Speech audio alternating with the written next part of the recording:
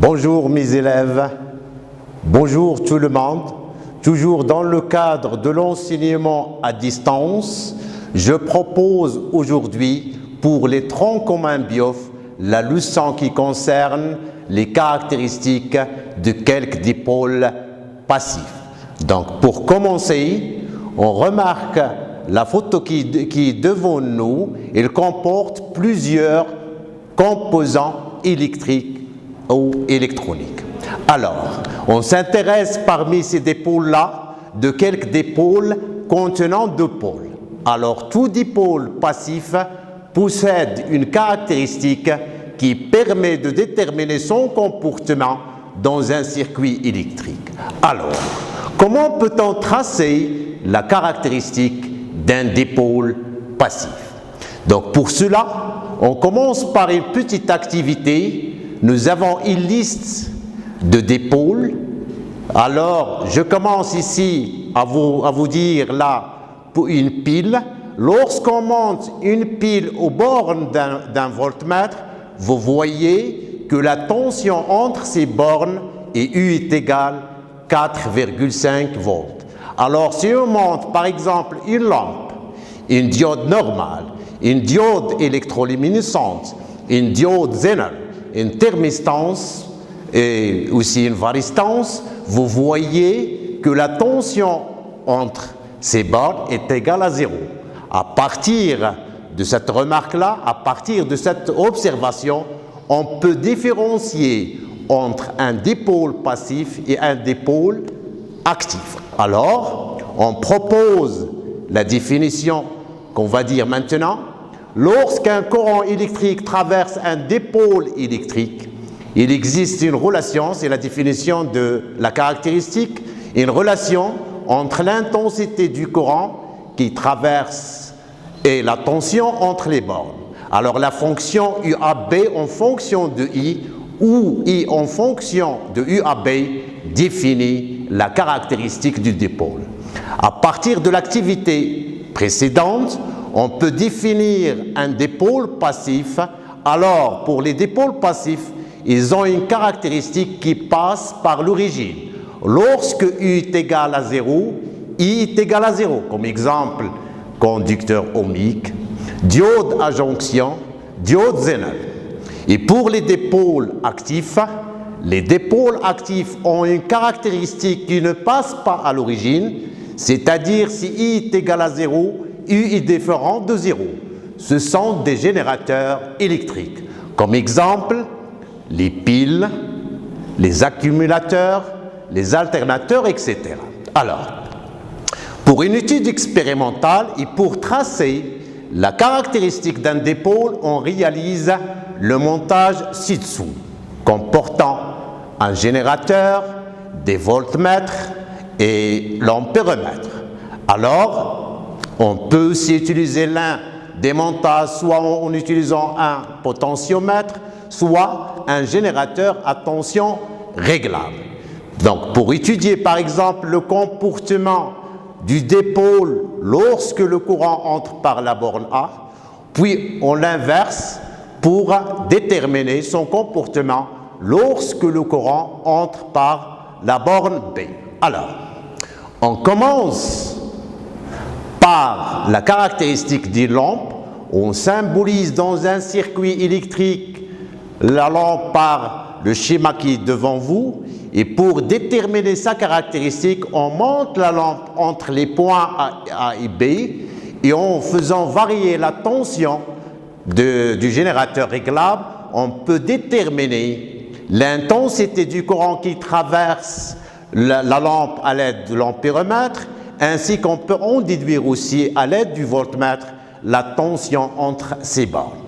Alors, pour faire une étude expérimentale, bien sûr, pour déterminer la caractéristique d'une lampe, on fait varier la tension au bord du générateur et pour chaque valeur de la tension U au bord de la lampe, on relève l'intensité U du courant qui le traverse et on obtient les résultats qui sont classés dans ce tableau-là.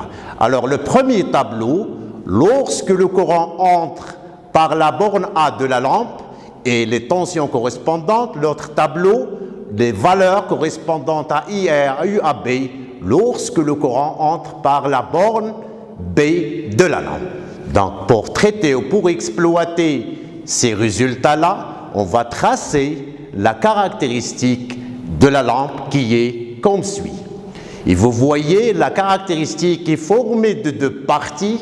La partie à droite, lorsque le courant entre par la borne A, et la partie à gauche, c'est la caractéristique de la lampe lorsque le courant entre par la borne B.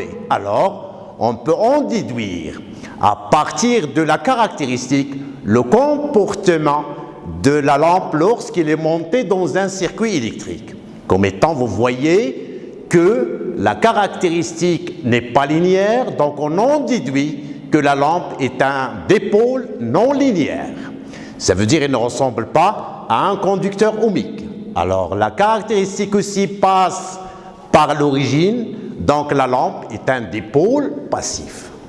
Alors, si on permettait aussi le branchement de la lampe, donc on peut dire que ici, la caractéristique est symétrique, ça veut dire que la lampe est un dipôle symétrique, ça veut dire les pôles A et B sont semblables. Il a le même comportement si le courant entre par la borne A ou par la borne B. Alors, toujours pour définir encore la caractéristique de d'autres dipôles, on s'intéresse cette fois-ci à la diode normale, la diode à jonction. Donc, la diode normale se présente sous la forme d'un petit cylindre portant un anneau de côté. La position de l'anneau détermine la borne de sortie du courant électrique. On symbolise une diode normale par le schéma qui est devant vous. Il faut bien savoir, une diode polarisée en inverse et une diode polarisée en direct. Si le courant entre par la borne A, on parle d'une diode polarisée en direct. Et si le courant entre par la borne B, on parle d'une diode polarisée en inverse. On nomme le sens de A à B, le sens direct ou le sens passant de la diode. On nomme le sens de B à A, le sens indirect ou le sens bloqué de la diode. Donc ici, on s'intéresse à étudier expérimentalement une diode à silicium, toujours dans le même but pour définir sa caractéristique. On va la monter dans le circuit précédent entre les points A et B.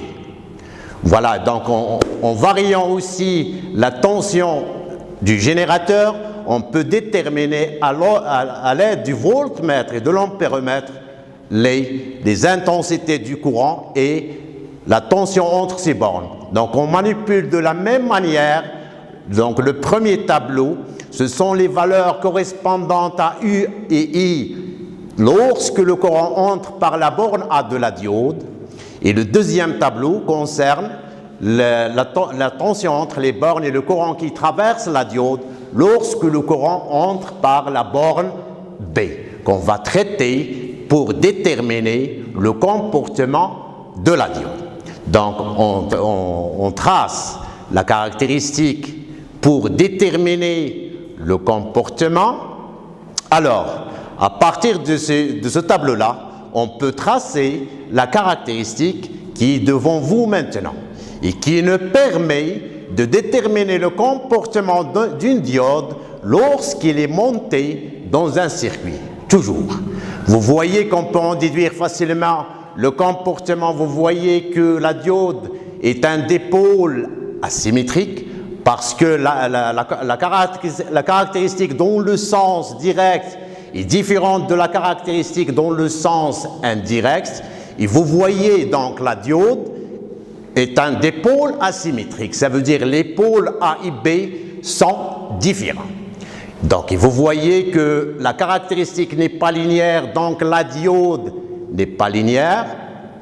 Alors, lorsqu'elle est polarisée en inverse, vous voyez, pour que la diode permette le passage du courant, il faut que la tension dépasse, la tension U à B dépasse une valeur qu'on appelle la tension seuil.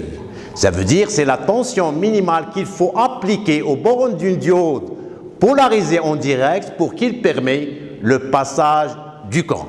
Alors, comme vous voyez, lorsque la diode est polarisée en inverse, vous voyez qu'elle se comporte comme un interrupteur ouvert. Et comme ça, on a déterminé le comportement de la diode lorsqu'il est monté dans un circuit. C'est un dipôle asymétrique, non linéaire et aussi passif parce que la caractéristique passe à l'origine. Maintenant, on va voir un autre dipôle. Donc ici, c'est la diode électroluminescente comme vous voyez. Donc ici, le symbole est symbolisé devant vous. Pour tracer sa caractéristique, on refait la même expérience. Alors, si on essaie de déterminer le comportement de cette diode-là, vous voyez qu'il ressemble exactement à la diode normale. C'est un dipôle passif, non linéaire, asymétrique. La seule différence qui existe ici, c'est que ce dipôle-là est capable d'émettre la lumière lorsqu'il est polarisé en direct et que la tension est supérieure à la tension C. Donc ici, on a parlé de la diode normale, on a parlé de la diode DEL, on va parler ici, on va donner une petite remarque, on peut parler d'une diode parfaite et une diode idéale. Alors, lorsque la caractéristique, les portions de la caractéristique sont des segments, donc on parle de la diode parfaite lorsque il suffit d'appliquer une tension UAB est égale à US pour qu'il permette le passage du courant. Et on parle d'une diode idéale lorsque la tension seuil est égale à 0. Donc, pour comprendre le comportement de la diode normale, on considère l'exercice d'application suivant. Donc, le schéma ou le circuit électrique est constitué d'un conducteur ohmique de résistance R, une diode idéale dont la tension US est 0,7 volts et un générateur qui débite un courant dans le circuit. Alors, la première question vous demande d'écrire la relation UPN entre UPN, R et la tension UBN et de donner l'expression de l'intensité du courant électrique qui traverse le circuit. Ça veut dire d'être capable d'appliquer la loi d'additivité du tension. Alors, dans la deuxième question, en indiquant la valeur de l'intensité du courant qui traverse le circuit comme étant 25 mA, on vous demande de déterminer la tension UBN sous laquelle fonctionne la diode et pour la dernière question, d'en déduire la valeur de la résistance du conducteur ohmique. Alors, à partir du schéma et à partir de la caractéristique, vous voyez bien que la diode est polarisée en direct. On peut appliquer facilement la loi d'additivité de tension telle que UPN est égal UPB plus UBP. On a déjà fléché, il faut être capable de flécher le circuit en tension. Et comme UPB est égal RE, on peut en déduire que UPN est égal RI plus UBN. Et pour la deuxième question, vous voyez que vous devez lire bien la caractéristique de la diode, que c'est une diode parfaite, donc elle est asymétrique, passif, et pour qu'il permette le passage du courant électrique, il faut que la tension UBN soit égale à US. Dans la dernière question, on revient à la première, UPN est égal RE plus UBN, RI est égal UPN moins US, et on obtient facilement I est égal UPN moins US sur R. Une petite application vous donne R est égal 32 ohms. Voilà. Donc, dans la suite de notre cours, on s'intéresse maintenant à une autre diode, c'est la diode Zener. Voilà la photo de la diode Zener est devant vous, mais dans un circuit électrique, on symbolise la diode Zener par le symbole qui est devant vous. On recommence de la même manière l'expérience pour avoir la caractéristique de la diode. Ça veut dire on va monter ce dipôle-là dans le circuit précédent et on relève de la même manière les points U et I, un ensemble de points qui nous permettent de tracer la caractéristique suivante.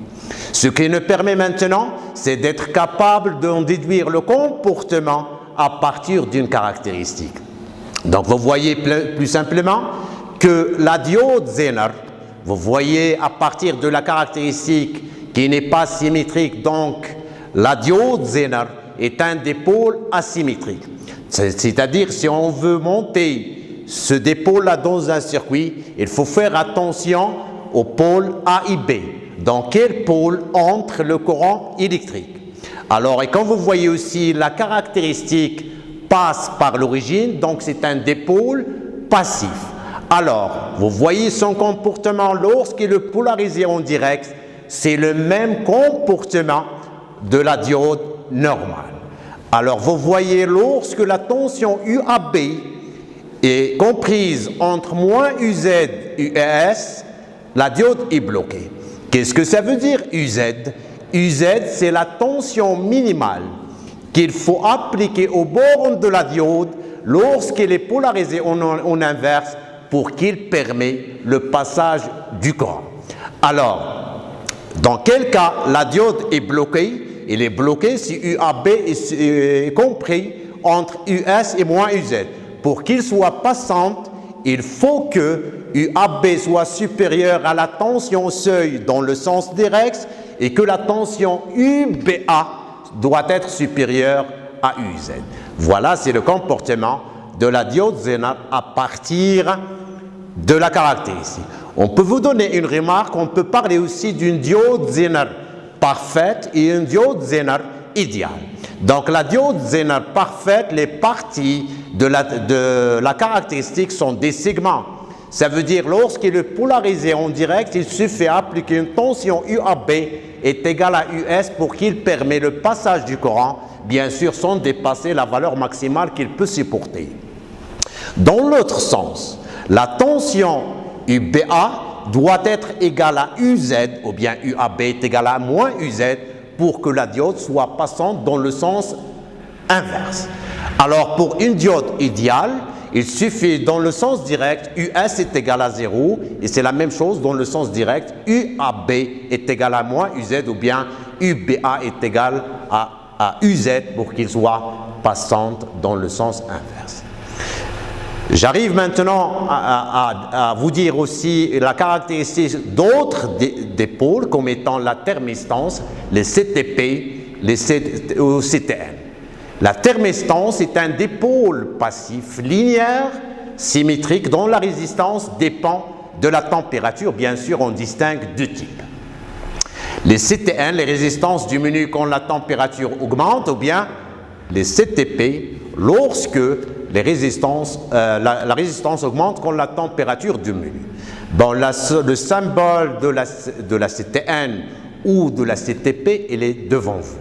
Voilà ici, vous voyez donc la forme de CTP ou CTN et devant vous, c'est un petit disque qui possède deux pôles. Alors à partir de la caractéristique, vous voyez que c'est un dipôle qui ressemble à un conducteur ohmique.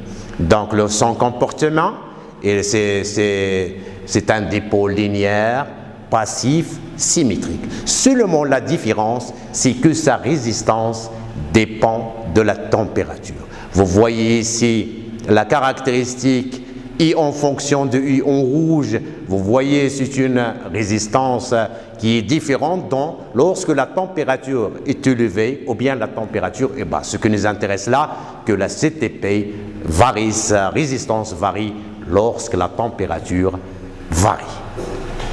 Donc maintenant, on s'intéresse à un autre dipôle. Donc toujours notre objectif, c'est d'être capable de déterminer les caractéristiques d'un dipôle. Ici, je m'intéresse maintenant à la photorésistance. Ce sont des dipôles qui changent de caractéristiques par un facteur physique. Ici, le facteur physique, c'est la lumière. Donc la photorésistance utilisée donc utilisé souvent dans les systèmes de commande automatique, par exemple l'éclairage public. Donc ici, l'image de la photo résistance est devant vous, c'est toujours un petit cylindre qui possède deux pôles, donc qui est influencé par la lumière, donc le symbole de la LDR est devant vous. On trace toujours la caractéristique de la même manière, ça veut dire on monte le dipôle dans le circuit précédent et on relève des couples I-UI qui nous permettent de tracer la caractéristique. Comme vous voyez, c'est un dipôle linéaire, passif, symétrique, etc. Et comme vous voyez aussi que la résistance varie selon l'éclairement. Si l'éclairement est fort, vous voyez qu'il a une résistance petite. Inversement, si l'éclairement est grand, alors il a éclairement faible, pardon, il a une résistance assez grande. Un autre dipôle toujours, donc c'est la même manière d'étude pour déterminer la caractéristique, la VDR, la varistance, donc c'est la résistance qui varie en fonction de la tension appliquée à ce dipôle. À partir de la caractéristique qu'on a tracée de la même manière, ça veut dire à monter ce dipôle-là dans le circuit et à relever les points qui nous permettent de tracer. Et comme vous voyez là, la caractéristique est symétrique, donc c'est un dipôle symétrique. Il n'est pas linéaire, il est passif. Et voilà donc l'objectif de notre leçon, c'est d'être capable d'en déduire le comportement d'un dipôle à partir d'une caractéristique. C'est l'objectif de notre leçon. Voilà, la leçon se termine là et merci à votre attention.